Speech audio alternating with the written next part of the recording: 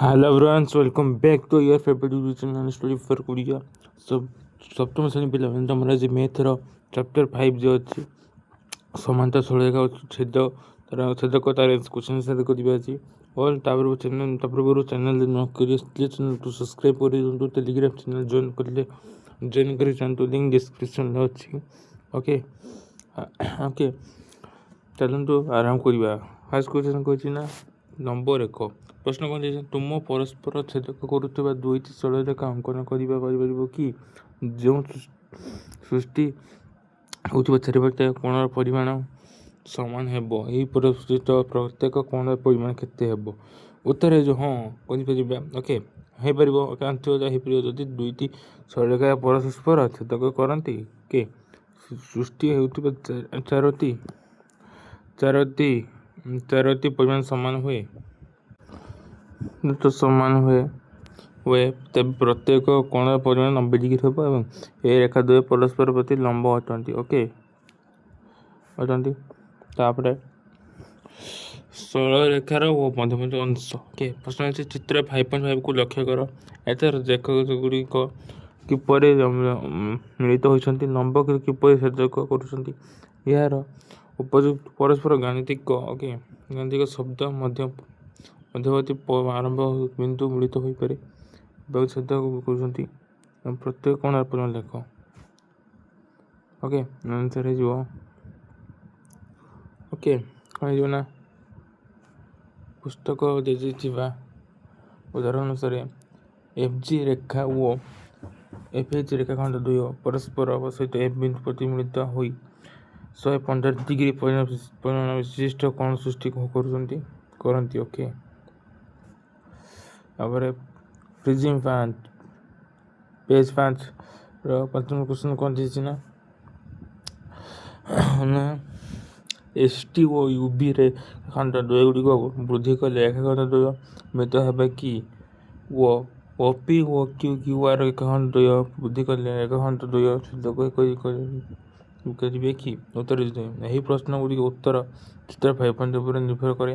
ଚିତ୍ର 9.2ର ସଠିକ୍ ଉତ୍ତର ଦେବା ସମ୍ଭବ ହେବ ନାହିଁ। ତାପରେ ଅଛି କ'ଣ ପ୍ରଶ୍ନ ଏହି ଧାରା କିମ୍ବା ରେଖାଖଣ୍ଡଗୁଡ଼ିକ ପରସ୍ପର ଛେଦକ ଭଳି ଜଣାଯାଇଥିବା ଏହି ରେଖାଖଣ୍ଡକୁ ଡ୍ୟାସ୍ କୁହାଯାଏ। କ'ଣ କୁହାଯାଏ ନା ସମାନ୍ତର ରେଖା। ତାପରେ ସଂଯୋଗ ଗୋଟିଏ ସମତଳରେ ଥିବା ଦୁଇଟି ରେଖାଖଣ୍ଡ ଉଭୟ ଦିଆଯାଇଥିବା ଯେତେକ ବୃଦ୍ଧି କଲେ ମଧ୍ୟ ପରସ୍ପରକୁ ଛେଦ କରନ୍ତି ନାହିଁ, ସେମାନଙ୍କୁ ସମାନ୍ତର ରେଖା କୁହାଯାଏ। ପ୍ରଶ୍ନ ନିମ୍ନ ଚିତ୍ର ଦେଇଥିବା ଗୁଡ଼ିକ ରେଖାଖଣ୍ଡ ସମାନ୍ତର ଚିହ୍ନଟ କର। ଚିତ୍ର ନ ଦେଇଥିଲେ ସମ୍ଭବ ନୁହେଁ।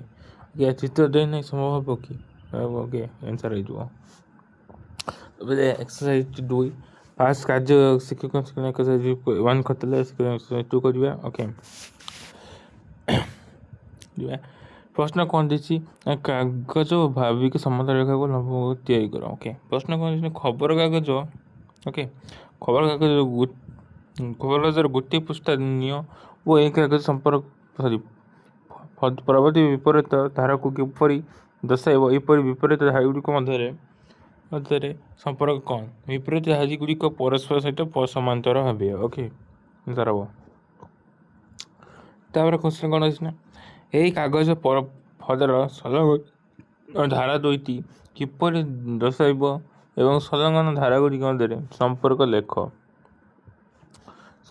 ଅନୁସାରେ ସଂଲଗ୍ନ ଧାରାଗୁଡ଼ିକ ଦୁଇଟି ବିନ୍ଦୁ ମଧ୍ୟରେ ଛେଦ କରନ୍ତି। ଏହି ଦୁଇଟି ଛେଦକ ବିନ୍ଦୁରେ ଉତ୍ପନ୍ନ କୋଣର ପରିମାଣ 90 ଡିଗ୍ରୀ ହେବ, 90 ଡିଗ୍ରୀ।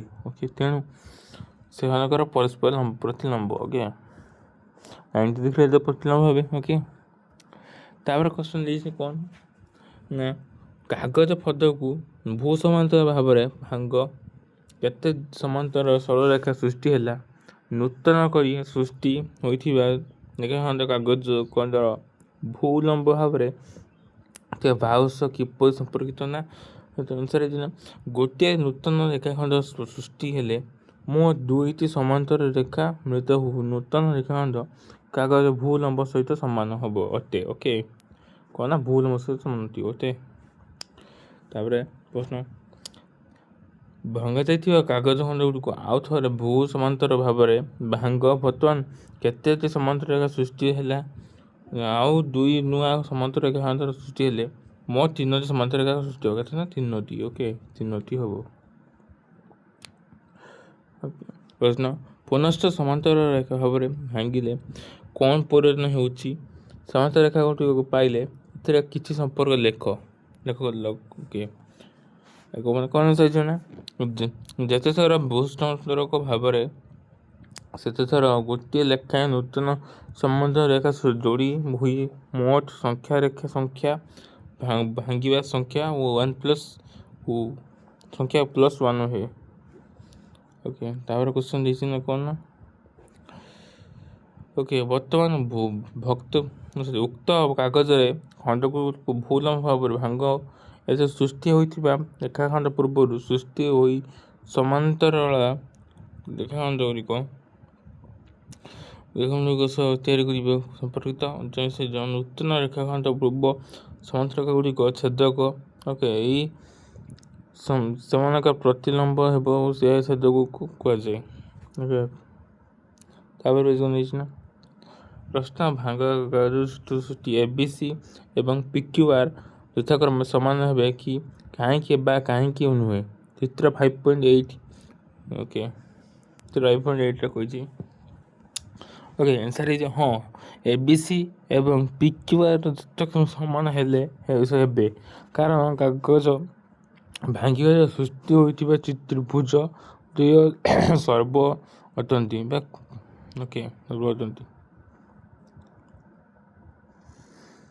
ତାପରେ ପ୍ରଶ୍ନ, ଚିତ୍ର 5.10ରେ ଦେଇଥିବା ପ୍ରତ୍ୟେକ ରେଖାଖଣ୍ଡ ଉପରେ ଲମ୍ବ ରେଖା ଅଙ୍କନ କର। ଏହାର ଏକ ପ୍ରୟୋଗରେ ପ୍ରଶ୍ନ, ପ୍ରତ୍ୟେକ ରେଖାଖଣ୍ଡ 90 ଡିଗ୍ରୀ କୋଣ ଅନ୍ୟ ଏକ ଅଙ୍କନ କରିବାକୁ ହେବ। ଓକେ, 2 ନମ୍ବର ପ୍ରଶ୍ନ କ'ଣ କହିଛି ନା ପ୍ରଶ୍ନ,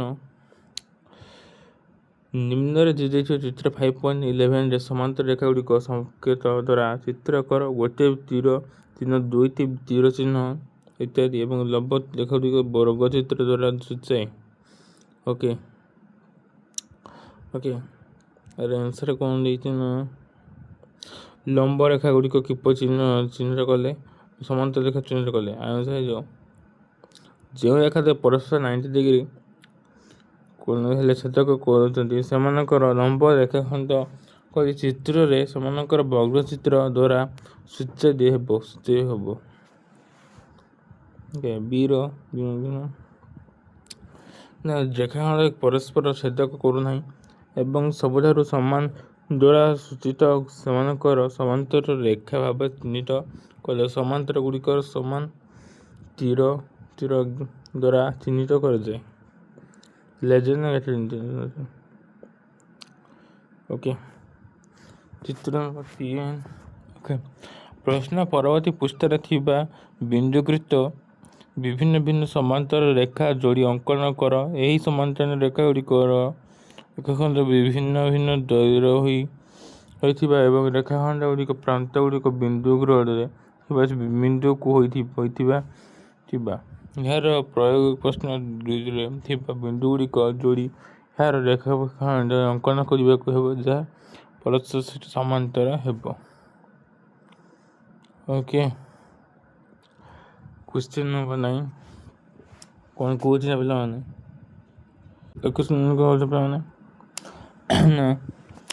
ପ୍ରଶ୍ନ, ଚିତ୍ର 5.12 ପ୍ରଶ୍ନ 94 ପେଜ୍ ନମ୍ବର ବିନ୍ଦୁଗୁଡ଼ିକ ରେଖାଖଣ୍ଡ ଅଙ୍କନ କଲେ କରାଯାଇଥିବା ପ୍ରତ୍ୟେକ ରେଖାଖଣ୍ଡ ସମାନ୍ତର ରେଖାଖଣ୍ଡ ଅଙ୍କନ କର। ଆନ୍ସର୍ ହେଇଯିବ, କ୍ୱେଶ୍ଚନ୍ କ'ଣ ଦେଇଛି ନା ସମାନ୍ତର ରେଖାଖଣ୍ଡ ସମାନ ହେଲେ କି? ତାପରେ ଆପଣଙ୍କର କେଉଁ ରେଖାଖଣ୍ଡ ସମାନ୍ତର ଅଙ୍କନ ନହେଲା ଥିଲା ତୁମର ସହିତ ରେଖାଖଣ୍ଡ ଗୁଡ଼ିକ ସମାନ୍ତର ଅଙ୍କନ କରିପାରିଲେ କି? ଆନ୍ସର୍ ହେଇଯିବ, ଏହା ଚିତ୍ର 5.12 ଉପରେ ନିର୍ଭର କରେ। ସାଧାରଣତଃ ଭୂ ସମାନ୍ତର ଓ ଭୂ ଲମ୍ବ ରେଖାଖଣ୍ଡ ଗୁଡ଼ିକ ରେଖାଙ୍କନ ସହ ଢାଲୁ 45 କୋଣ ରେଖାଖଣ୍ଡ ଗୁଡ଼ିକ ସମାନ୍ତର ରେଖା ଅଙ୍କନ ଅପେକ୍ଷାକୃତ ସହଜ କିନ୍ତୁ ଅନିୟମିତ ଢାଲୁ ବିଶିଷ୍ଟ ରେଖାଖଣ୍ଡ ସହ ସମାନ୍ତର ରେଖା ଅଙ୍କନ କଷ୍ଟକର। ସେଠାରେ ସମାନ ଢାଲୁ ବଜାୟ ରଖିବା ପାଇଁ ଜ୍ୟାମିତି ଉପରେ ସ୍କେଲ ପ୍ରୋଟ୍ରାକ୍ଟର ବ୍ୟବହାର କରିବାକୁ ପଡ଼ିପାରେ। ଓକେ 5 ନମ୍ବର ପେଜର କ୍ୱେଶ୍ଚନ୍ କ'ଣ କହୁଛି ନା ଉପରୋକ୍ତ ଚିତ୍ର 5.13ରେ ଏ ରେଖା ସହ ବି ଓ ସି ମଧ୍ୟରୁ କେଉଁଟି ସମାନ୍ତର ତୁମେ କିପରି ନିଷ୍ପତ୍ତି କଲ? ଚିତ୍ର 5.13 ନଥିବା ଠିକ୍ ଉତ୍ତର ଥିବା ସମ୍ଭବ ନୁହେଁ। ସାଧାରଣତଃ ଯେଉଁ ରେଖାଖଣ୍ଡଟି ଏ ରେଖା ସହ ଛେଦ କରୁନାହିଁ ଏବଂ ସବୁଠାରେ ସମାନ ଦୂରତା ରହିଛି ଏହି ରେଖାଖଣ୍ଡ ଏ ସହ ସମାନ୍ତର ହେବ। ଓକେ 10 ନମ୍ବର କ୍ୱେଶ୍ଚନ୍ କ'ଣ କହିଛି 5.7 ପ୍ରଶ୍ନ ଚିତ୍ର 5.14ରେ ଏଲ୍ ଓ ଏମ୍ ରେଖାଖଣ୍ଡକୁ ଟି ରେଖା ଛେଦ ସହିତ କରୁଛି। ଟି ରେଖାକୁ ଡ୍ୟାସ୍ କୁହାଯାଏ ନା ଛେଦକ। ଓକେ ଟି ରେଖା କହୁଛୁ ନା ଛେଦକ କାହିଁକିନା ଟି ଅଛି ପି ଅଛି କ୍ୟୁ ଅଛି। ଓକେ ଓକେ ଏଠି ଗୋଟେ ଛେଦକ ହେଲା ଜାଗାର ଆ ନାଁରେ ହେଲା ଟି କ'ଣ ନା ଟି ଛେଦକ କରୁଛି। ଟି ଛେଦକ କରୁଛି କି ନାହିଁ ଭିତରେ ଆମର ଟି ଛେଦକ କରୁଛି କି ନାହିଁ। ଓକେ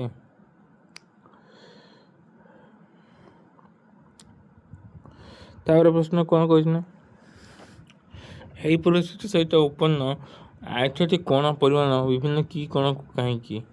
ଆଠଟି କୋଣର ପରିମାଣ ବିଭିନ୍ନ ପ୍ରକାର ହୋଇଥାଏ। ଯଦି ଏମ୍ ଓ ରେଖା ପରସ୍ପର ସହ ସମାନ୍ତର ନୁହେଁ ତେବେ ସମାନ୍ତର କୋଣକୁ ମାପି ବିଭିନ୍ନ ପ୍ରକାର ଭିନ୍ନ କରାଯାଇଛି। ସେମାନଙ୍କ ସମାନ୍ତର ଅଟନ୍ତି ତେବେ କିଛି କୋଣ ମାପ ସମାନ ହୋଇଯାଏ।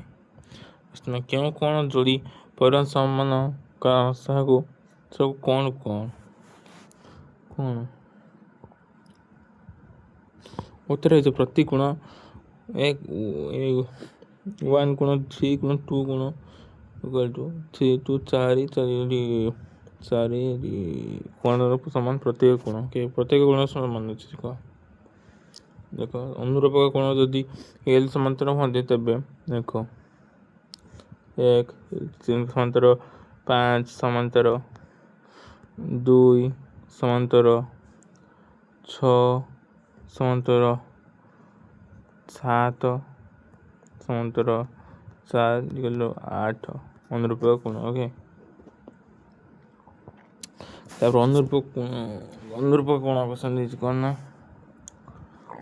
ଦେଇଛି ନା ଅନୁରୂପକ କୋଣ ଅନୁରୂପକ ଚିତ୍ର 5.14ରେ କେଉଁ କୋଣ ଗୁଡ଼ିକ ଅନୁରୂପକ କୋଣ ଯୋଡ଼ି ହେଇଛି?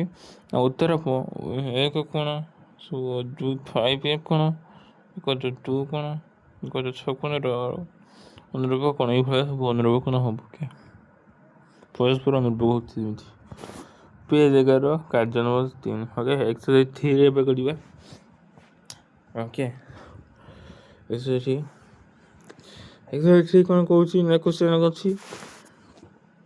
ଓକେ ଏକ୍ସରସାଇଜ୍ 3 କ'ଣ କହୁଛି ଠିକ୍ କହୁଛି ନା ପ୍ରଶ୍ନ ଏକ ସରଳରେଖା ଅଙ୍କନ କର ଏବଂ ସେହି ଅଙ୍କନ ରେଖାଟି ପି ବିନ୍ଦୁରେ କରୁଥିବା ଅନ୍ୟ ଏକ ରେଖା ଟି ଛେଦକ କଲେ ଏଲ୍ ଓ ଛେଦକ ସୃଷ୍ଟି ହୁଏ। ଏହାକୁ ମାପ ମନେକର 60 ଡିଗ୍ରୀ ଏବଂ ଟି ଉପରେ ଏକ ବିନ୍ଦୁ କ୍ୟୁ ବିନ୍ଦୁକୁ ଏପରି ଭାବରେ ଅନ୍ୟ ଏକ ରେଖାକୁ ଅଙ୍କନ କର ଯେତେବେଳେ ଟି ସହ 60 ଡିଗ୍ରୀ କୋଣ ସୃଷ୍ଟି କରେ।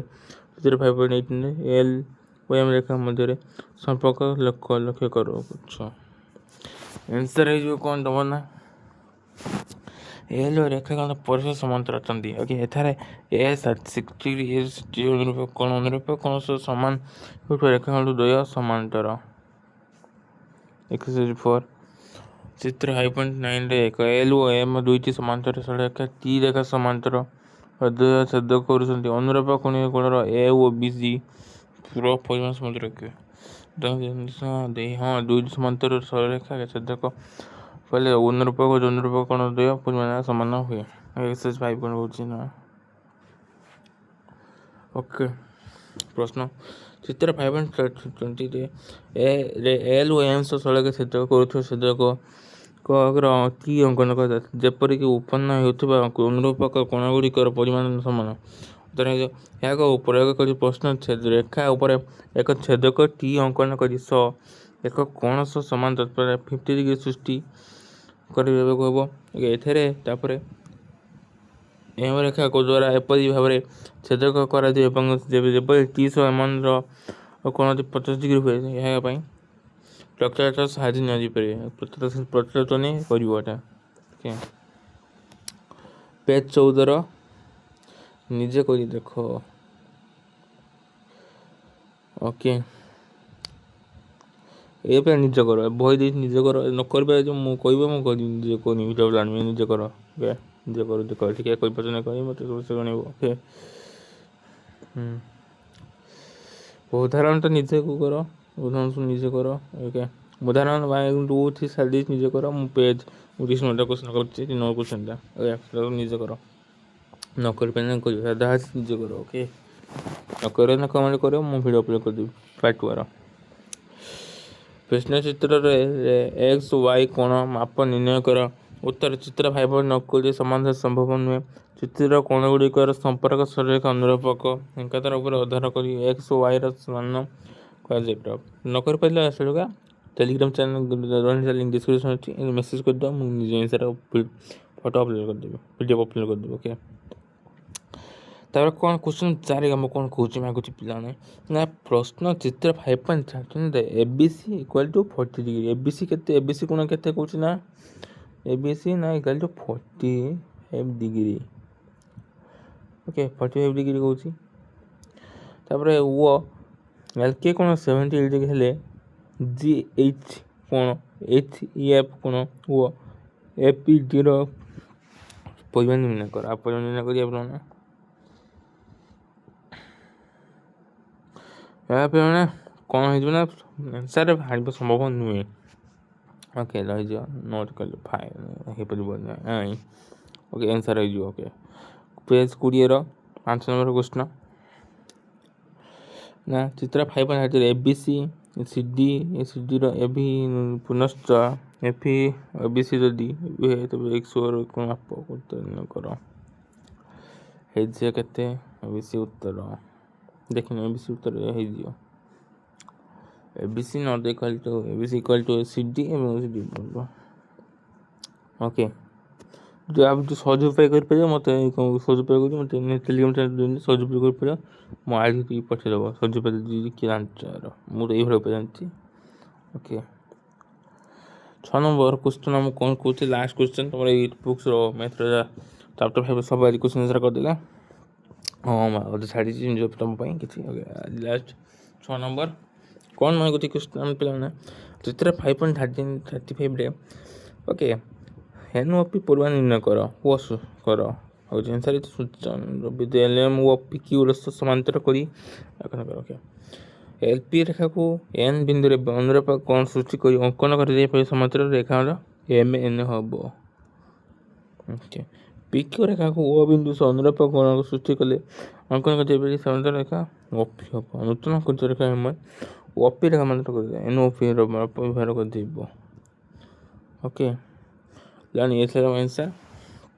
ओके सब आज क्वेश्चन सारी एक्सरसाइज मिल। ओके जदि चैनल को आप सब्सक्राइब कर Telegram channel join link description सब वीडियो सब किसी रहा। ओके बाकी ओके चैनल सब्सक्राइब रखिए सब वीडियो आप पाखे पहुँची जाव सबकि इन्स्क्रिप्शन सबकि exam question important question paper सब वीडियो सब आसा अच्छी। ओके रोची चैनल सब्सक्राइब कर शेयर कर वीडियो लाइक कर घंटा उठे सब कमेंट माध्यम जनइब। ओके वीडियो कुछ पिला सब्सक्राइब कर चैनल को सब्सक्राइब करूँ। ओके रोची देखा नेक्स्ट वीडियो धन्यवाद।